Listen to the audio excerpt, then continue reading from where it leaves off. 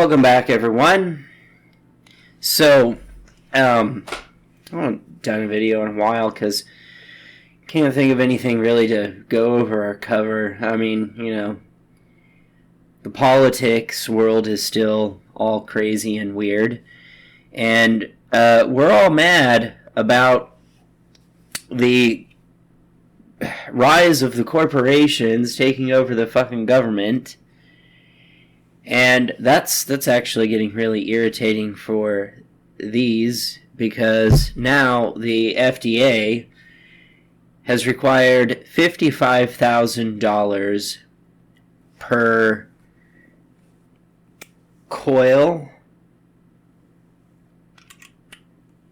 per deck, per mod, per juice. Even if you add mint to this would be a different flavor. $55,000 to test each and every single one to test if it's safe for human consumption. They would love to get rid of all the flavors and leave nothing but tobacco and menthol. I was told that this can all be traced back to Philip Morris, and that he got $5 million in government lending because, once again, they are a company that is too big to sink. Too big to sink. Okay. Well, I got some articles here, and I wanted to go over them because something very interesting is happening. Well, I think a lot of the left is pushing more towards communism and socialism, and I understand why they're doing it. It's in response to corporations basically governing everything. I mean, Walmart and Target and Amazon are basically coming to define how we individually express ourselves. Now, to me, Democrat, Republican, I love this whole weird dichotomy that people are in where they're like, our government system can only be based off of fascism or communism. And it's like, no, there's other forms of government than that. I mean, one of the things that I've been advocating for is mixed economy, which is capitalist socialism. I advocate for that, and yeah, I'm fully aware that I will have to pay for that with taxes, and that's fine. I don't have a problem with that, as long as they're properly managed. And I mean, nothing's going to be perfect, but more properly managed than like foster care is. And that it's available to everyone without discrimination, because if you're a citizen of this country and you pay taxes towards those social programs, you should have access to them. But there seems to be a pitfall to this, because since the corporations have these lobbyists and they pay elected officials for their own personalized agenda, we have things like this happening. So, this one I find interesting. This was done by the Washington Post by a columnist named Stephen whatever, but published April 30th, 2020. Socialism for investor, capitalism for everyone else. So he says in this, over the past several weeks, you might have found it rather curious that at a time when coronavirus deaths were still climbing, and economists and business leaders were warning of a long and deep recession, a rally was underway on financial markets. Stock prices have regained half of what they lost since their peak in February, while the bond market companies were borrowing near record amounts, and interest rates paid by the most heavily indebted companies were going down, not up. It's not only curious, it's disturbing. What it suggests is that American capitalism has entered a new and dangerous phase, one in which the Federal Reserve has assumed the role as a financial backstop and lender of last resort to every major corporation, along with banks and investors that provide them with capital. By declaring that it will do whatever it takes to assure that a corporate sector that borrowed too much can borrow a bit more, the Fed has effectively put the floor under stock and bond prices. As a result, it's no longer just banks that are too big to fail. It's now the entire corporate sector. The Fed would have us believe that it has offered no such guarantees and sent no such signal to investors. Rather, it is simply fulfilling a mandate to keep U.S. workers fully employed by providing liquidity to companies during a once-in-a-lifetime global pandemic that nobody could have anticipated. But that is only half the story. The other half is that because of loose money and the lax regulatory policies it has embraced for most of the past 30 years, the Fed has made it possible for corporations, banks, and investment funds to take on so much debt with so little of their own capital at risk that whenever a recession or a financial crisis threatens, the government has no choice but to bail them out. As a result, Wall Street and corporate sector have now achieved that state of financial nirvana in which private investors earn outsized rewards during good times, while in bad, outsized risks are socialized through government rescues. To someone from outside Wall Street, and even to a few inside, this looks less like capitalism than state control of the economy through the credit channel. What the Agriculture Department does for farmers through crop supports, the Fed now does for Wall Street and the rest of the corporate sector. Fed officials have learned to play a cute messaging game around this creep towards corporate and investor socialism, denying it in public speeches and news conferences, even as their actions send the unmistakable signal to Wall Street that we've got your back. Where all this now plays out is in several obscure loan facilities and special purpose vehicles that the Fed set up last month. Initiatives that for the first time will put the Fed in the business of buying the debt of private companies. Since its founding, the Fed has routinely carried out its mandate to manage the country's money supply by buying and selling U.S. government bonds or government-guaranteed securities and increasing or decreasing the amount of reserves in government-regulated banks.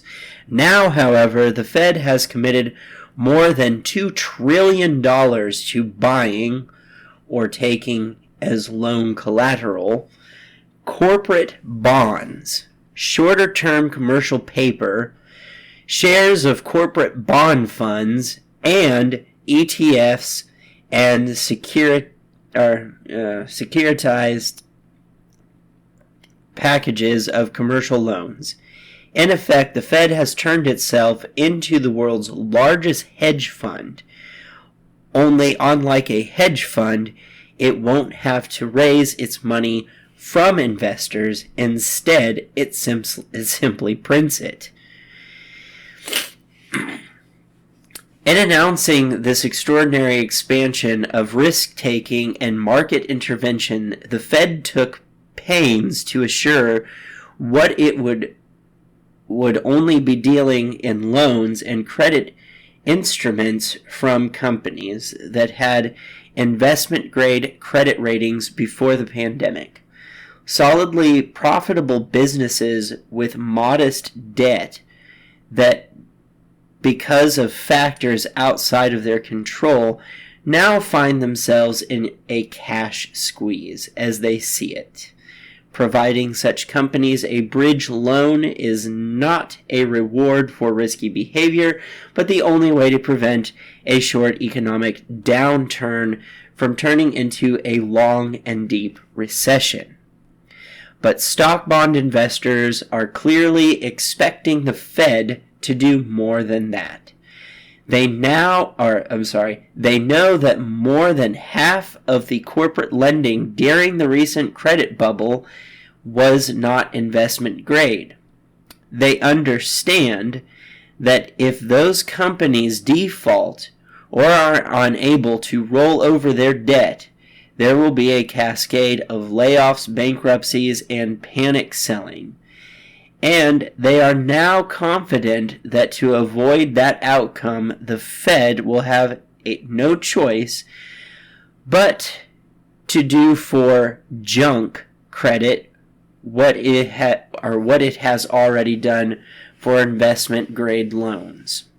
Buy enough of it to stabilize markets and give investors and lenders the confidence to extend new loans. The dilemma the Fed now faces is that the only way it has to rescue the economy is to lend more money to businesses, households, governments, and financial institutions that have already borrowed too much. That debt has made the economy vulnerable to any economic shock that has come along, requiring at least 4 extraordinary government rescues since 1987. And with each rescue, the economy becomes more indebted, more vulnerable, more addicted to cheap and easy money, and more reliant on government rescues. So I find this interesting because this is, has to do kind of with this.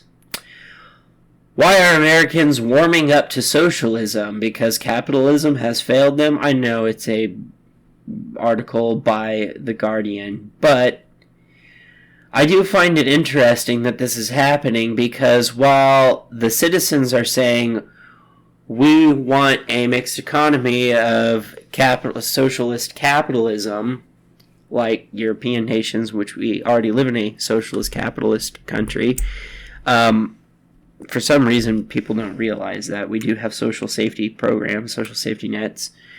We just don't have them as effective as other countries, and we don't have the ones that people want in this country.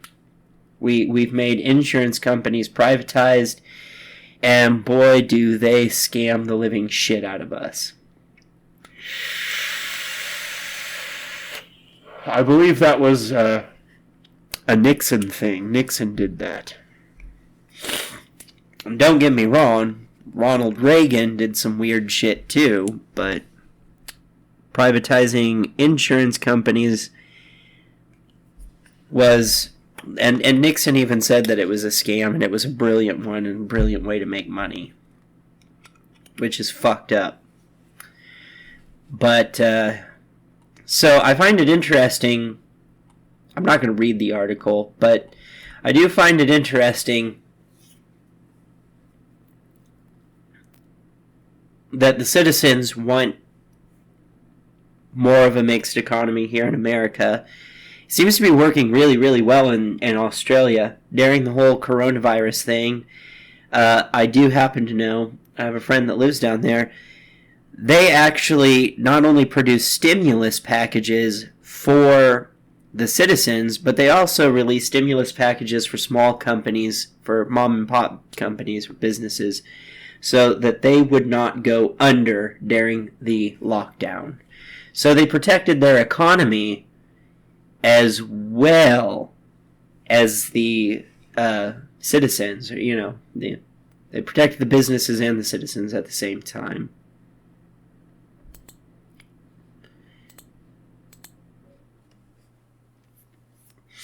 This is about business ethics, and I mean, literally, you can read through this.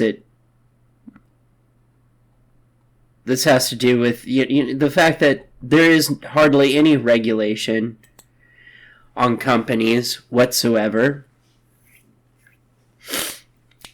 Like you have MasterCard and Visa and PayPal pressuring social media outlets to do particular things.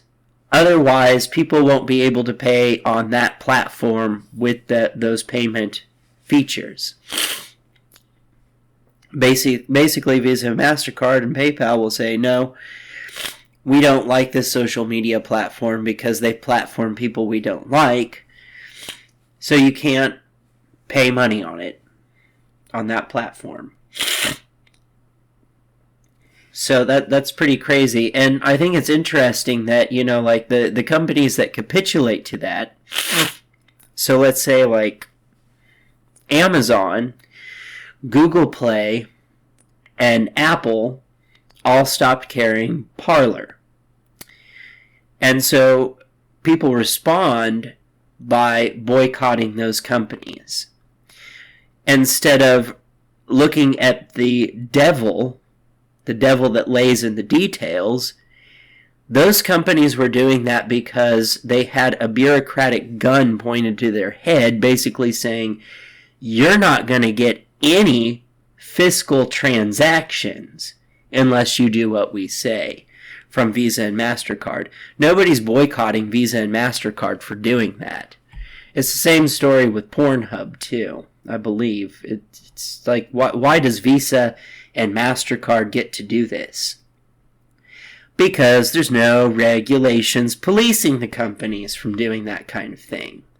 They can just do whatever they want. And the other thing that I find interesting is it's like that's a result of this whole idea of ANCAP, free market, that like these companies can do whatever they want, and then we complain that they can do whatever they want, and we complain that there's no accountability. We don't want there to be accountability, but there has to be accountability, but there isn't accountability. Look, you can boycott the companies if you want. Eventually, they're going to make it so that if you don't go to the company,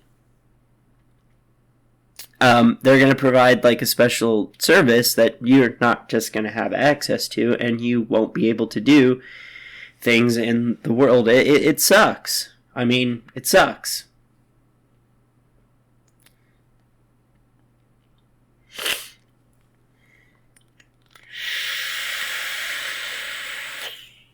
Businesses have no incentive to be ethical.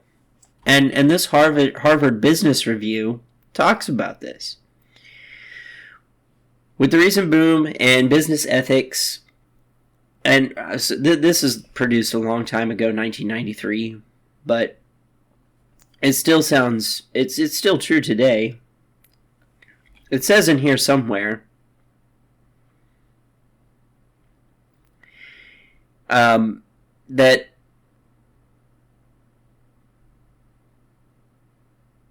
it is more profitable to be unethical than ethical.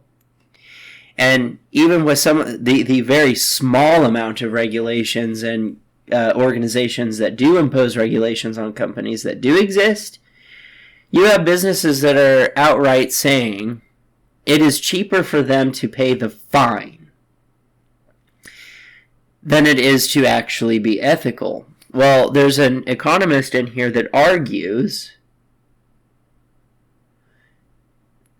that it's actually better to be ethical in the first place, because some of the rules, regulations, restrictions that we have that businesses complain about came about because they were behaving unethically. They pissed a bunch of people off and sued the shit out of them and created rules, laws, and legislations and restrictions because they were behaving unethically. So if you were to behave as a business, if you were to behave ethically in the first place, then you wouldn't have anything to worry about.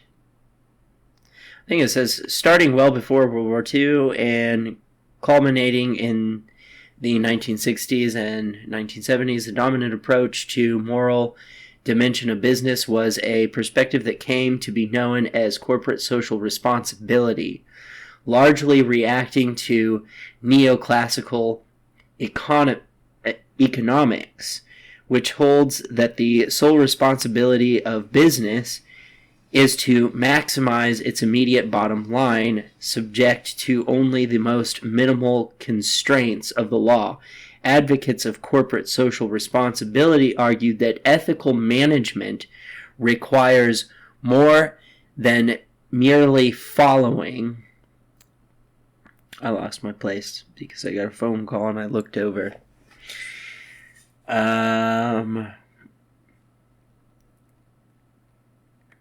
Following that the dictates of the law or signals of the market, the two institutions that otherwise guide business behavior.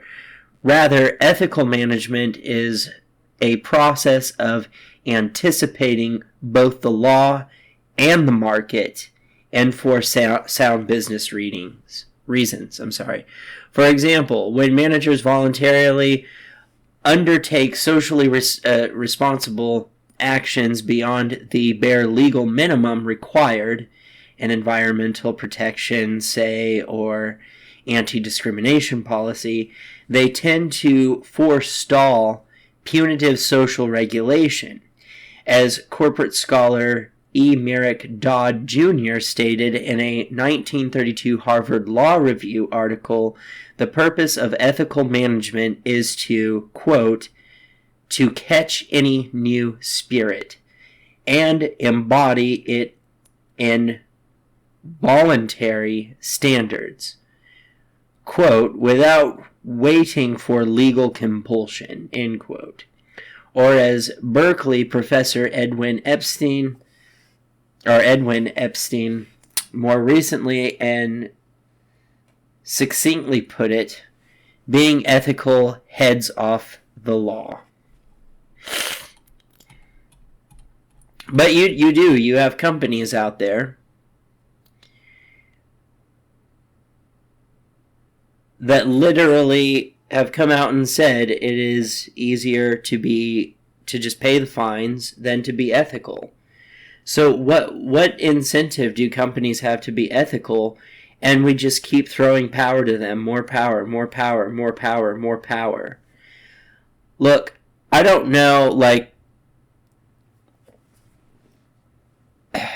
it's difficult for me because from my perspective, it doesn't matter if it's the Democrat left or the Republican right or whatever. It doesn't matter if it's communism or fascism. Most government systems, to me, are nothing more than this group trying to establish control over a populace, or that group trying to establish control over a populace, or that person versus that person trying to establish it's a power dynamic where somebody or a group of people are trying to establish control and dominancy over the society. That's all it is. That's all it is to me. I am extremely independent. I don't like that idea. I reject the system because it's all it is. I'm happy to be in a country that tries to maximize freedoms rather than restrict them. And I think that's the best I could ask for, which we happen to live in a constitutional republic, which is a democratic hybrid. It's a hybrid of a democracy. That's why we have voting systems and whatnot. The idea behind communism is to eradicate the classism. I like that idea, but there are anarchist philosophers that have criticized that they like the idea behind anarchy, but quite often it leads to some kind of totalitarian dictatorship where the government seizes control of the means of production so that they can try to monitor the distribution of the resources. So it's distributed equally, and then ends up not being distributed equally and gets disproportionately distributed amongst different groups of people. And it looks like, so the big business corporations, and remember what I told you about Philip Morris receiving a $500 million, money, $5 million loan from the government because vaping is putting pressure on them and they're too big to fail. I haven't found any articles on that, by the way. That's what somebody told me, so I don't know if that's fact. I need to stress that. I don't know if that's fact. But the federal government has already done this before. So what's happening is that the top 1%, people who have ungodly amounts of money, are receiving socialist sort of programs, socialist funding from the federal government. Meanwhile, the citizens of the United States are asking for socialist capitalism and just pedaling their tires in mud. And so I want the people that are advocating for this to think about that. Like, when we say we want a mixed economy, we want a little bit of socialism, capitalism is fine, there needs to be some restrictions because corporations shouldn't be able to get away with whatever they want. And right now, workers' rights are still being stripped. We'll see if these things change with Biden, but I got to tell you, $15 an hour isn't going to fix the problem. What that's going to cause is massive inflation. I know this. Basically, your $15 an hour is eventually going to feel the same as making $7.25 now. It's going to be the same. So I don't like this whole weird thing of like it's either fascism or communism. No, it's not. We still live in a constitutional republic, like a democracy hybrid. And we do have the ability in this country to change the economic, how the economy works, and change it into a mixed economy of capitalist socialism, like European countries, like Australia, and Nordic countries, and Canada. And there's some pros and cons to that, yeah, but I don't think we should be handing all the power to Visa and MasterCard, and Facebook, and Google, and Apple. What else? Android. It's another one. Microsoft. PayPal. Twitter. Did I say Facebook already? YouTube is a part of Google. And Philip Morris, I think Philip Morris bought out R.J. Reynolds, so Philip Morris has a bunch of subsidiaries that basically they have a monopoly, but it's not technically a monopoly because they're little companies underneath them that they own.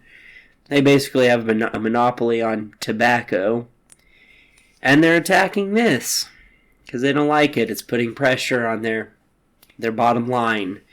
That's not free market capitalism, is it? The moment you have a bailout, you're not talking about free market capitalism. I'm sorry, but if there's another product that puts their product in competition, They downsize, they go out of business. I'm not saying that they should make tobacco illegal. I think that if you still want to smoke the biomatter, the plant matter, that's fine. You can do that. You should be able to do that. They just may not be as big as they once were. And as far as I'm aware of, Philip Morris makes more things than just cigarettes. So, it's bullshit. A multi-billion-dollar company does not need a $500 million bailout. When you have people trying to live on disability with some hardcore disabilities, and people are going to bring up the weakest examples of disability not being able to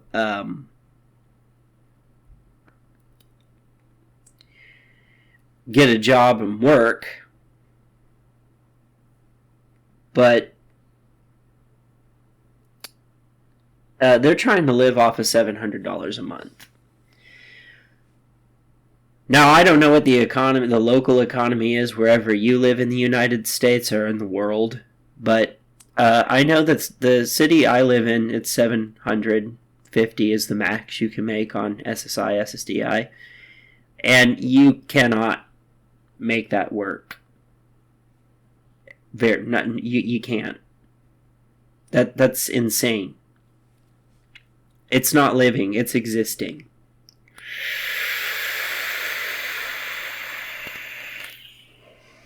Better hope that your medical costs are not that high, because you're fucked.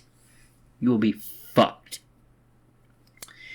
And that's just the truth of it. So, I'm the outsider looking in. Like, I'm not a radical anarchist. I'm not a extreme. I just, as I was explaining to my grandmother, who, her and her husband, my grandfather, I've talked about them a lot on my channel actually, diehard Christian conservative Republicans. Even they're talking about, like, quitting the Republican Party after Trump and all the fascists that came out of the fucking woodwork. My grandpa fought against the fucking fascists, the fucking Nazis back in World War II. Yeah, he's that old. I mean, I was talking to her, though, about how I don't like the idea of some institution telling me what I can and cannot do with my life. That I can moderate that on my own. And she said, that's a lot of independency. That's a lot of independency. And I thought, that's exactly what I'm about. Independency. And it's just a pipe dream. It's not going to happen. We're not going to live in a society with no government. That's not going to happen. So I have to make do with what we got. And what we got is a constitutional republic. Okay, well, I can work with that. So a lot of these things that I put on the table are for the people who engage in that kind of politics. They're not my politics. I think that, like I said, the devil is in the details on this. People are angry at Congress. I'm not so sure I'd be angry at Congress as much as people should be angry, just furious and pissed off at the CEOs and shareholders up on Wall Street that control these companies. Amazon, Walmart, McCopco, Yum Brands, Google, Apple. And let me remind you of some of these companies, because there's so little regulation or restriction on them, because we love free market capitalism, go Reagan, have resorted to slave labor in other countries. And it's hard to escape. Try to find something that isn't made in a sweatshop in China or Indonesia. The reason why you can buy avocados all year round is because of slave labor. They used to only be seasonal because you can only grow them in California and Florida. Now they're available all year round because of slave labor in Mexico harvesting avocados. This is real shit. I don't know what to say anymore. It's like, I see the problem, and I've said, well, you know, given the fact that we live in a constitutional republic and we have elected officials that are supposed to be public servants, and I like that idea. The rulers are supposed to be public servants, which they don't seem to be, but I like that idea. They should be. That's part of democracy. And they're not listening to the civilians. They're listening to these multi-conglomerate corporations and giving the multi-conglomerate corporations socialism and fucking over the civilians. That's what's happening.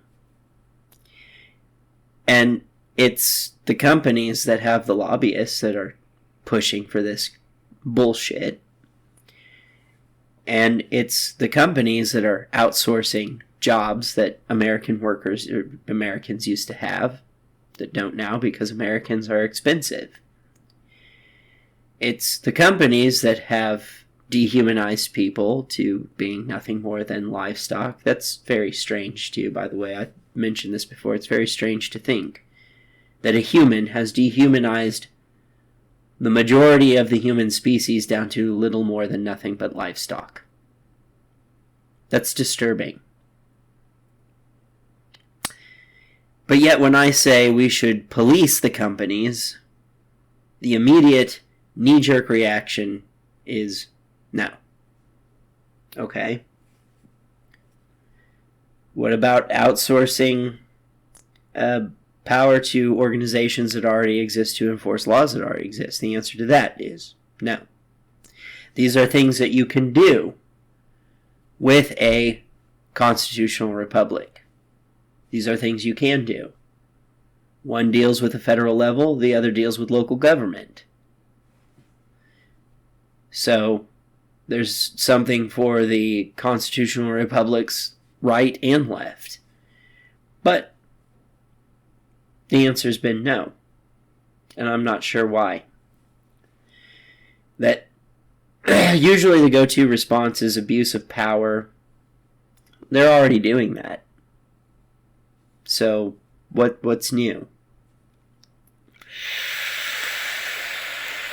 Slow. It's like trying to chip away at a rock. It's a slow process. You have to start somewhere, though, and we have to stop these companies from doing whatever the fuck they want. MasterCard and Visa should not be able to pressure Amazon to not carry Parler.